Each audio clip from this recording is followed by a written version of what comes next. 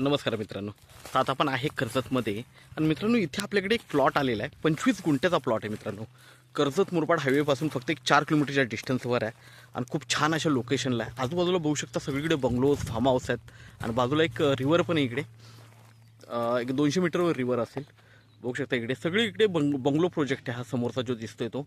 आणि अशा छान ठिकाणी हा 25 गुंठ्याचा प्लॉट आपल्याकडे 1.5 लाख रुपये गुंठ्याने आलेला आहे मित्रांनो.